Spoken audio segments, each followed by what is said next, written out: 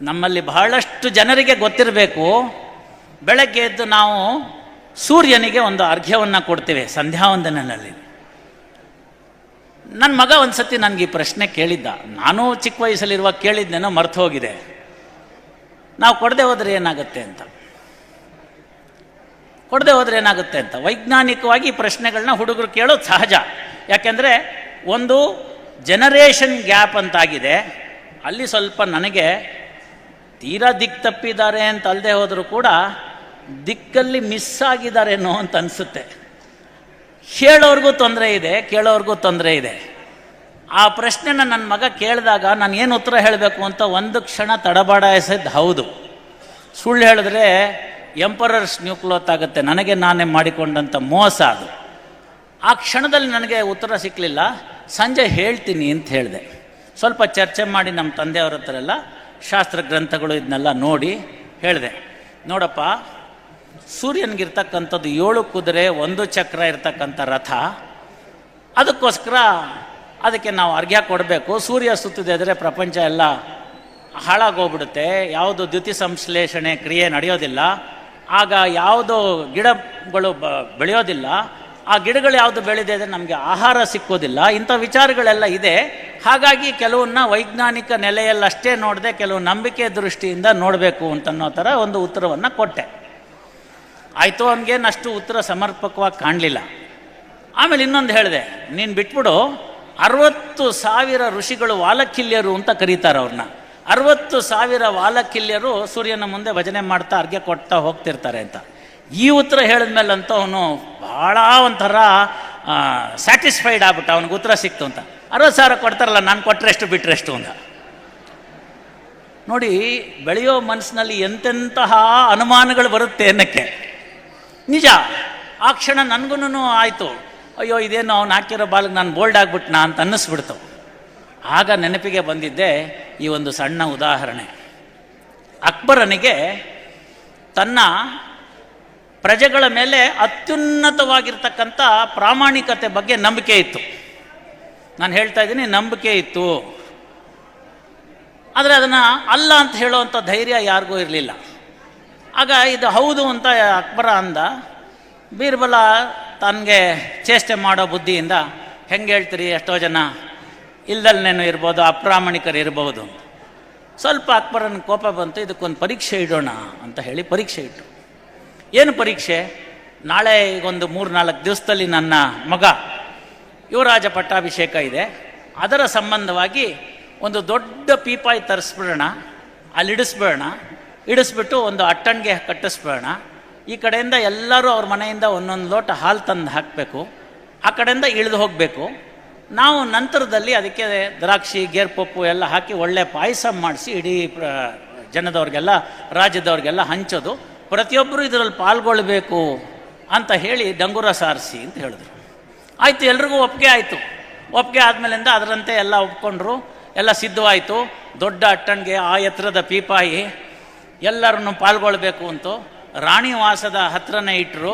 ಯಾಕೆಂದರೆ ಬೇಗಂಗಳೆಲ್ಲ ಮೇಲಿಂದನೇ ಹಾಕಲಿ ಅನ್ನೋ ಉದ್ದೇಶದಿಂದ ಎಲ್ಲ ಆಯಿತು.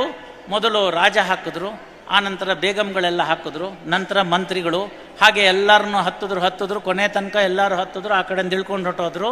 ಪ್ರಾರಂಭ ಆಗುವಾಗ ಸಂಜೆ 6 ಗಂಟೆ ಮೇಲೆ ಅಮಾವಾಸ್ಯೆ ದಿವಸ ಇಟ್ಟಿದ್ರು.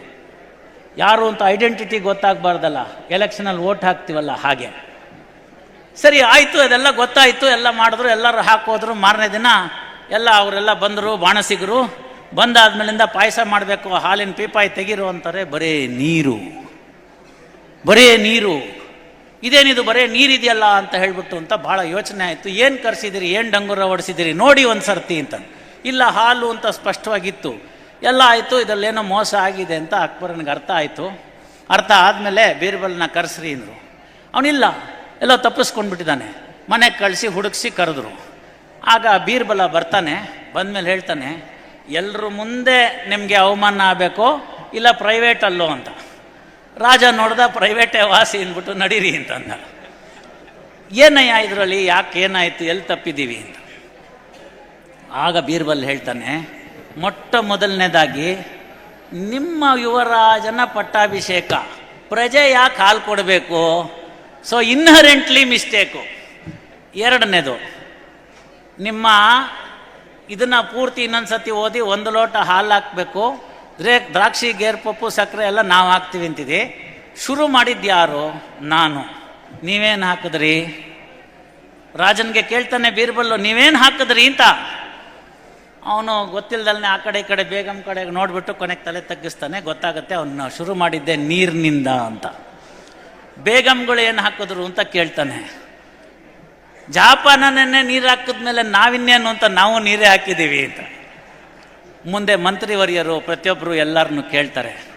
ಎಲ್ಲರ ಮನಸ್ಸಿನಲ್ಲಿ ಅವತ್ತು ಉಳಿದಿದ್ದು ಒಂದೇ, ಇಡೀ ಊರಿನವರು ಹಾಲನ್ನು ಹಾಕ್ತಾ ಇದ್ದಾರೆ, ನಾನೊಬ್ಬ ನೀರು ಹಾಕಿದ್ರೆ ಹೇಗೆ ಗೊತ್ತಾಗುತ್ತೆ ಅಂತ.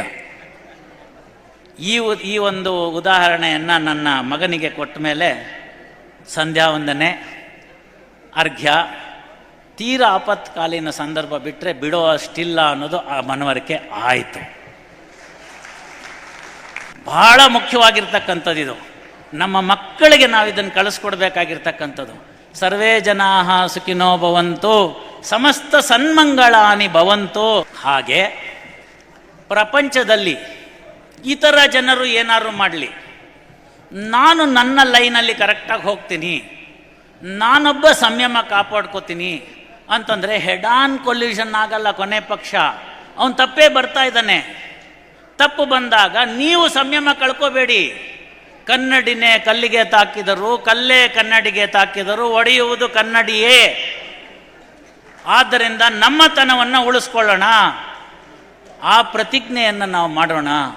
ಸಮ್ಮೇಳನಗಳಲ್ಲಿ ನಮಗೆ ದೊರಕಬೇಕಾಗಿರ್ತಕ್ಕಂಥ ವಿಚಾರ ಅಷ್ಟೇ, ನಾನೊಬ್ಬ ಸರಿಯಾಗ್ತೀನಿ.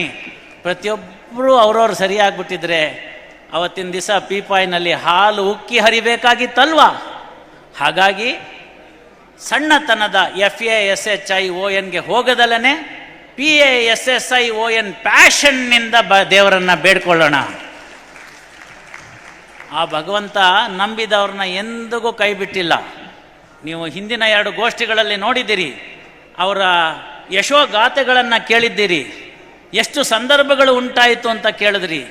ಪ್ರಪಂಚದಾದ್ಯಂತ ಎಷ್ಟು ತೊಂದರೆಗಳನ್ನು ಒಳಪಟ್ಟರು ಅಂತ ನೋಡಿದ್ವಿ. ಯಾವ ವಿಶ್ವವನ್ನೇ ತನ್ನ ಬಯೋಲಾಜಿಕಲ್ ವಾರಿಂದ ಚೈನಾದವರು ಹಾಳು ಮಾಡಬೇಕು ಅಂತ ಯೋಚನೆ ಮಾಡಿದರು. ಅಂತಹ ಒಂದು ಬಯೋಲಾಜಿಕಲ್ ವಾರ್ನ ಮೆಟ್ಟಿ ನಿಂತಂಥ ದೇಶ ಇದಾಗಿದೆ. ಯಾಕೆಂದರೆ ಎಲ್ಲರೂ ಒಳ್ಳೆಯದಾಗಲಿ ಅಂತ ಕೇಳ್ಕೊಂಡ್ವಿ. ಅಲ್ಲಿ ಕೋವಿಡ್ನಲ್ಲಿ ಟ್ರೀಟ್ಮೆಂಟ್ ಮಾಡ್ತಿದ್ದಂಥ ಡಾಕ್ಟ್ರು ಅರ್ಧ ಗಂಟೆನಲ್ಲಿ ಸತ್ತು ಹೋಗ್ತಾರೆ. ನಮ್ಮ ಚಿಕ್ಕಪ್ಪ, ಚಿಕ್ಕಮ್ಮ, ದೊಡ್ಡಮ್ಮ, ಸ್ನೇಹಿತ, ನಮ್ಮ ಊರಿನವರು ಎಷ್ಟೋ ಜನ ಬಲಿ ಆಗ್ಬಿಟ್ರು. ನನಗೆ ಆ ಪ್ರಶ್ನೆ ಸಂದರ್ಭದಲ್ಲಿ ಕೇಳಿದ್ರು, ಅಲ್ಲ ರೀ, ತಿರುಪತಿ ತಿಮ್ಮಪ್ಪನಿಗೆ